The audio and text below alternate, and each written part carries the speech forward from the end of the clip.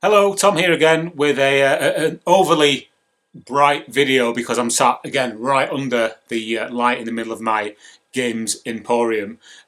Last weekend was the RetroCollect Video Game Market up in Doncaster, and I happened to be there helping out as part of the RetroCollect crew, if you want to call it that, but also with my own little corner for my Dreamcast junkyard stuff. And really, I just wanted to talk about some of the things I managed to pick up. I didn't manage to get away from my own little stall that much, to be honest. And this is always the way with me when it comes to these events. I'm always skint. So I didn't really have that much money to spend on stuff. But that said, I don't really want anything.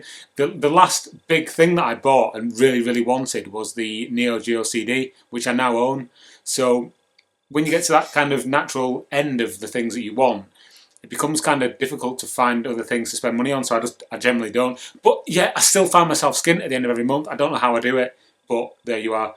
So on the odd occasions I did get away from my little stall, I did pick up some interesting items, mainly Dreamcast related, because really that's all I'm looking for now. I'm just looking for like odd Dreamcast related things.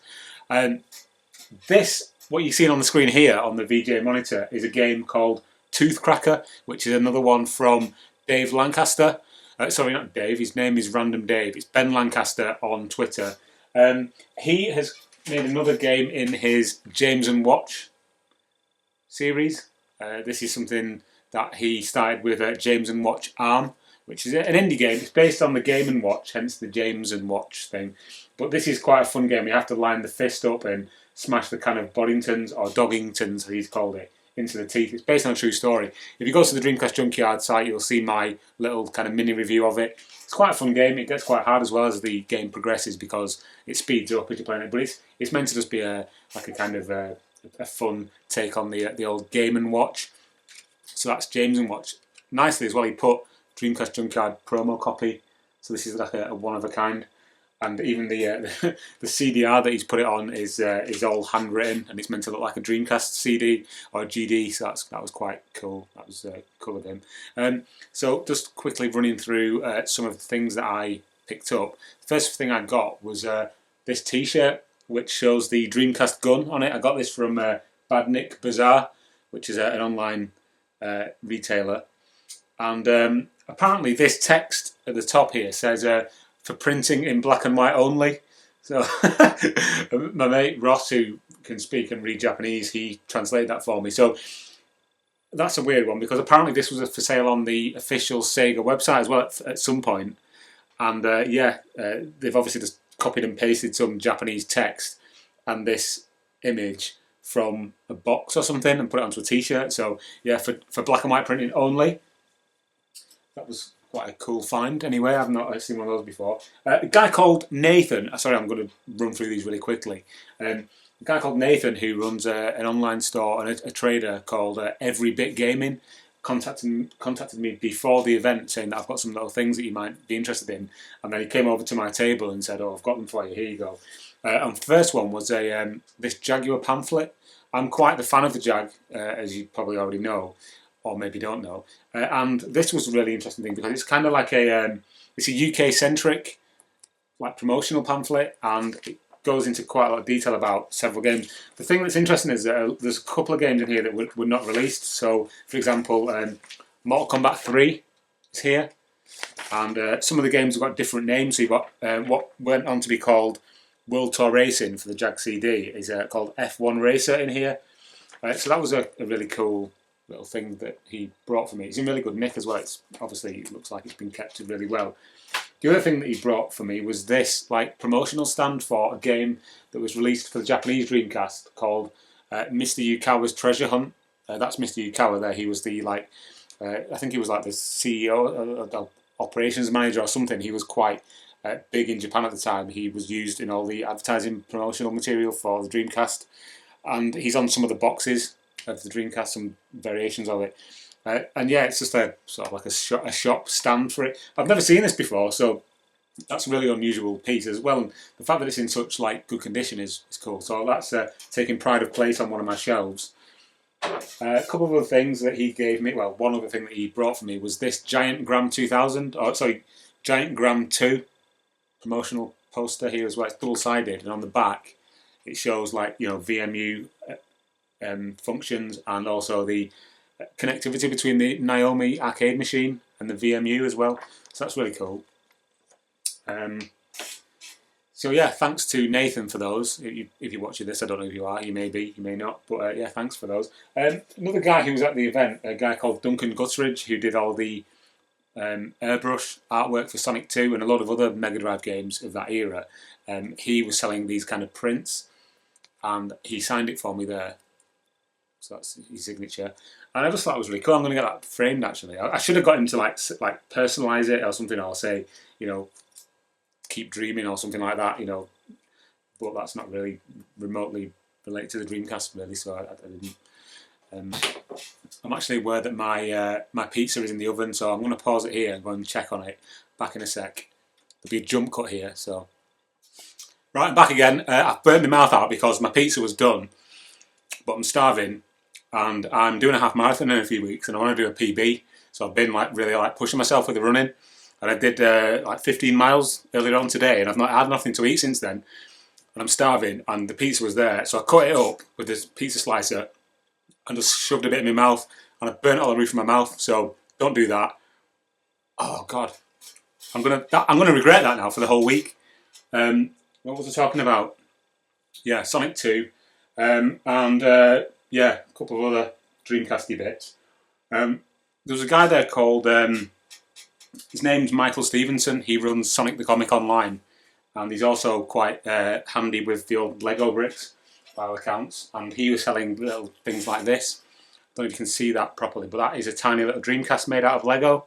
Like the top opens, and it's got like a little drawer inside, and like you can't see it really on the video, but you can, if you look inside, there's like a little thing that's meant to be like a lens. And on the side you've got like the vent, and on the back you've got the little bits where the connectors would go, the power cable and the AV cable and things. Even to the extent that on the bottom he's got like the little, where the yellow sticker is on the bottom, and the warning stickers and stuff. So that was really nice, cool thing that I spotted. I just saw it on the shelf and I was like, oh, that's really cool. And he, you know, he wanted like $5 for it, so I was like, I'm having that. I've also got this thing. I didn't buy this at Retro Video Game Market, but I do like little mini console, like novelty things. So I got this quite a while ago. It's just a PS4, but it's quite cool to have like the two, you know, because I do like the PS4 as well. It's my favourite current gen system. Well, it's my only current gen system, I should say. Until I get an Xbox One, whenever they release the updated version. Right. To be honest, the main things I got from the video game market were magazines, and that's because there was a guy there called Matt who runs a website called segamags.co.uk, or segamags.co.uk, or com. Sorry, Matt, if you're watching this. It's one of the two anyway, just search Sega Mags. And he had shitloads of like duplicate magazines, like from his own collection, or ones that he's trying to collect like every Sega magazine from the UK ever made. And so, sorry, mouth still in pain from the burn, like the hot cheese of the pizza. He had loads of like duplicate magazines, so I picked up quite a few from him, and he did some pretty good deals as well. I don't know if you're aware of this, but in the late 90s, early 2000s, there was a magazine called Total Control. And years ago I had all these magazines, and I've said this story millions and millions of times, so if I'm repeating myself, I'm boring you, I apologise.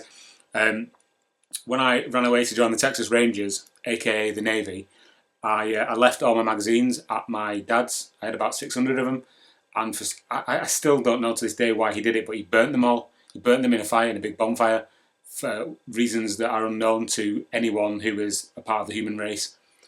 And so I'm not going to go back to the level of the magazines I had, but I do want to get ones that I liked, and Total Control was one of the magazines that I really enjoyed, and they never come up on eBay.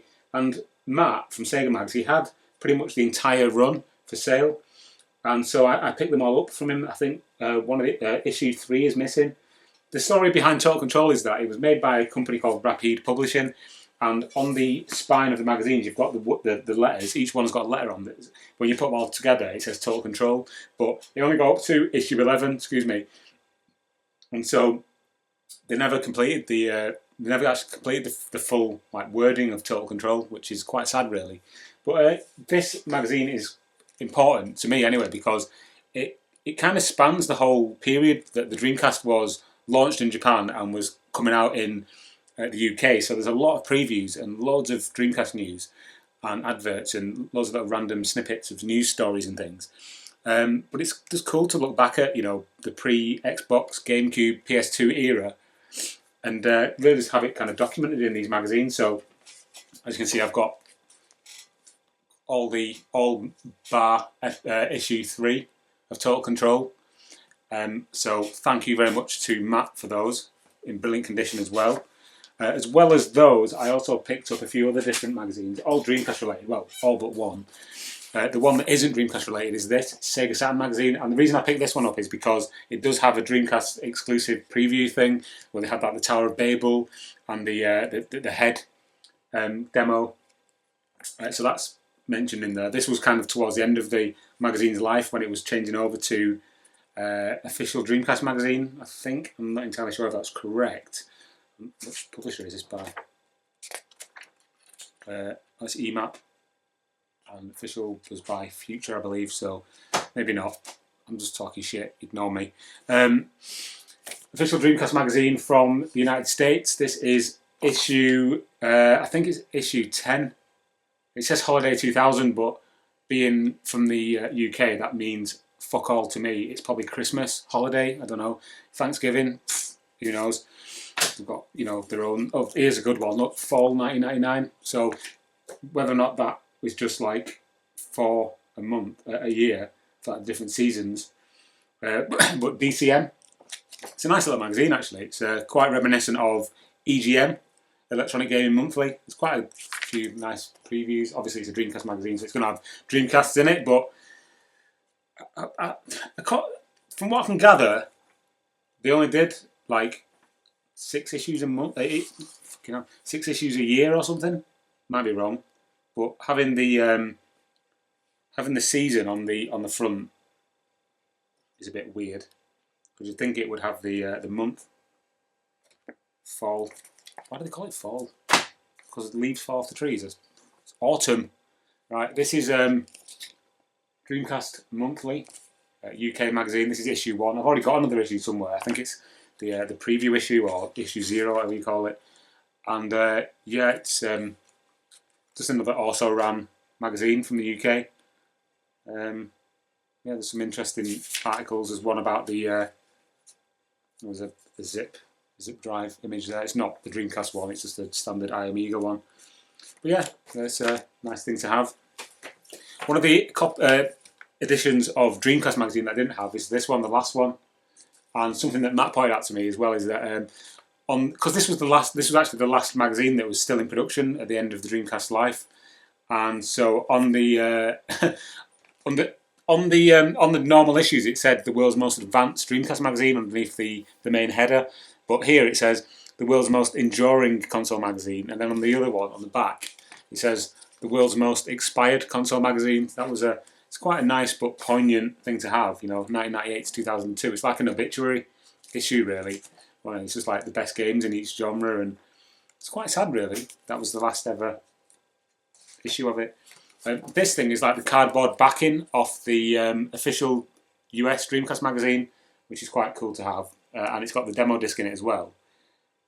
So yeah, it just gives you a rundown really of what the different games are. There's one here, it says Toy Commander Christmas Surprise is the one that you control Santa Claus. And it says, note, when you select Toy Commander from the menu, you'll come to a blue screen and then a black screen. Don't worry, it hasn't crashed. You must wait around 30 seconds and the game will begin. That's nice of them to put that. So yeah, that's the backing of the official Dreamcast magazine. I'm trying to think if there's anything else that I've forgotten about. I'm pretty sure that's everything, to be honest. Like I said, I didn't spend a lot of money. That's because I didn't have any. But yeah, props to Adam from RetroCollect and all the rest of the guys from the RetroCollect crew for putting that event on, because it was really cool. And also, yeah, just to Matt from Sega Mags and to everybody else. I know Tutti UK, or Stu, sometimes watches my videos, so it was nice to meet him. And yeah, have a bit of a laugh about his CDI games. If you still got them CDI games, mate, I don't want them. But you need to get yourself a CDI and play on them if you can, you know, stomach them. But yeah, that's about it really. So apologies for the disjointed nature of this video. Apologies for me burning my mouth. Well, apologies to myself for burning my own mouth with the pizza. And yeah, enjoy the rest of your evening or day or whatever it is you're doing. And thank you for watching and subscribing and all that stuff. We've got 337 subscribers apparently now, which I never thought I'd get because my videos are generally shite. And so yeah, all I can say really is thank you. If you see my face pop up on your Facebook feed, whatever you call it, and you watch this, then I appreciate it massively. I'm never going to be at like PewDiePie levels or whatever, but to be honest, I don't really want to. So yeah, thanks.